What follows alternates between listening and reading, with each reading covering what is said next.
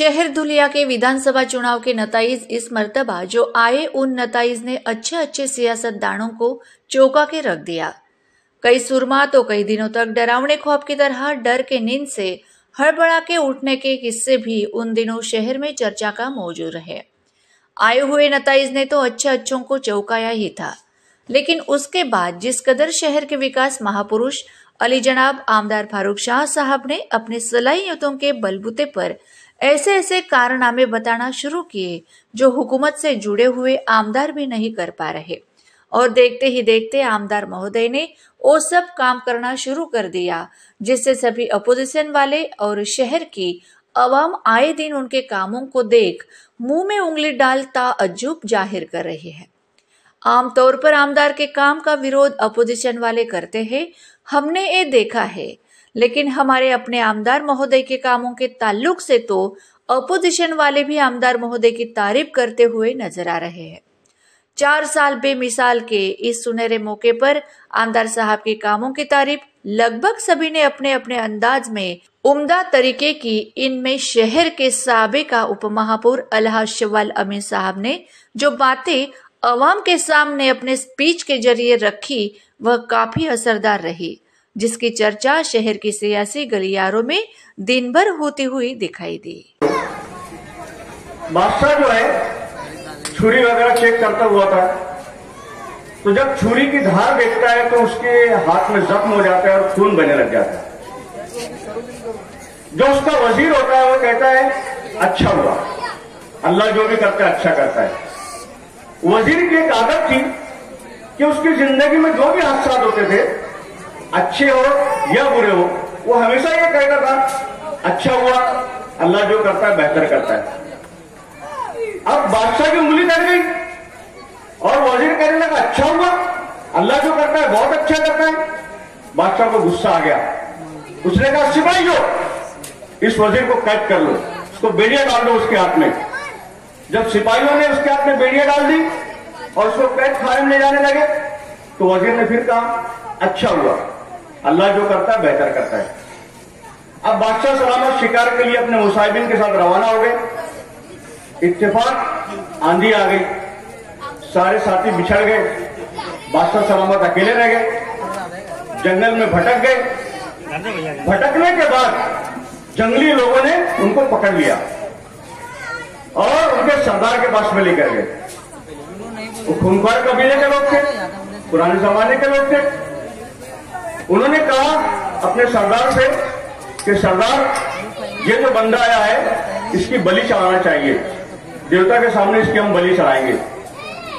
सारी तैयारी मुकम्मल हो जाती है, बादशाह की बलि देने की पूरी तैयारी मुकम्मल हो जाती है और अब बादशाह की बलि देना है। लेकिन जब उसके हाथ में जख्म देखते हैं, उसके हाथ में पट्टी बंधी होती है, तो सरदार बोलता है नहीं इसकी बलि कबूल नहीं होगी, इसकी कुर्बानी कबूल नहीं होगी, इसको छोड़ दिया जाए।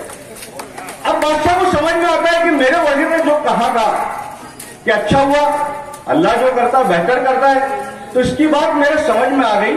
अगर मुझे आज जख्म नहीं हुआ होता तो मेरी बलि चढ़ जाती। बादशाह सलामत वापस आता है। वापस आने के बाद सिपाहियों को बोलता है कि जाओ मेरे वजीर दोस्तों को बुला के लाओ, उसको रिहा कर दो। वजीर को बुलाया जाता है।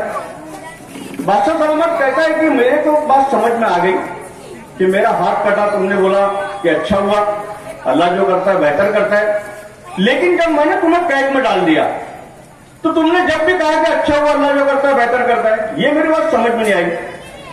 वजीर कहता है बादशाह सलामत, आपकी उंगली कटी हुई थी, अगर आप मुझे कैद में नहीं डालते तो मैं भी आपके साथ में रहता, आपको बच जाते, मेरी बलि चढ़ जाती।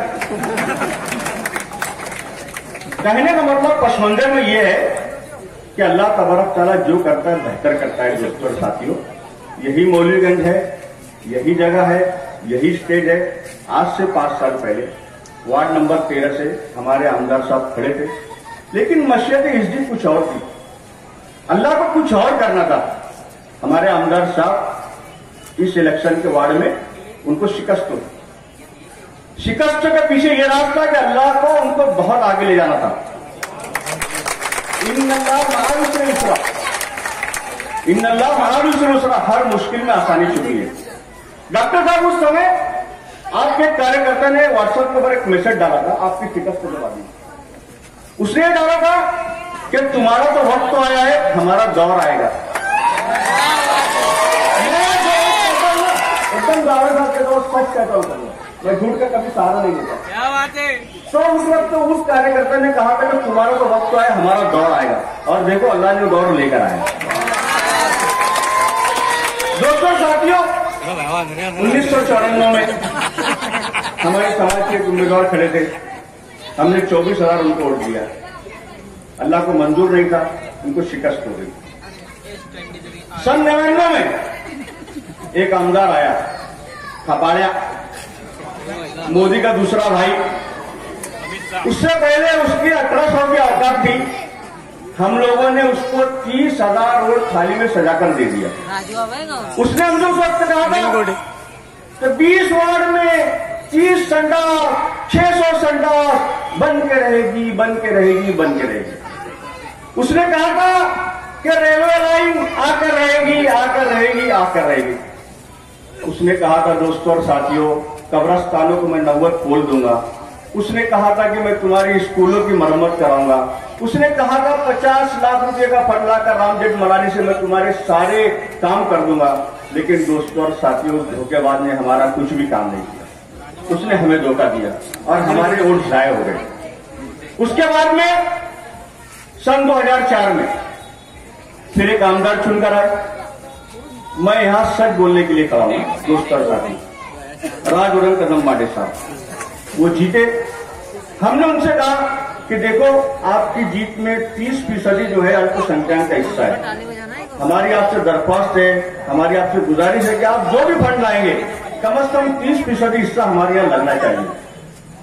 मैं दावे के साथ कहता हूं कि उन्होंने 30 नहीं 50% जो अपने फंड का हिस्सा अल्पसंख्यक इलाकों में लगाया। 5 साल हमारे वो भी गुजर गए। फिर उसके 10 साल फिर हमारे मोदी के बड़े भाई आए। 10 सालों तक उन्होंने हमारा कोई भी काम नहीं किया, न हमारी तरफ देखा, बल्कि हमारे जो लोग गए तो उनको डायरेक्ट उसने कहा कि मैं तुम्हारे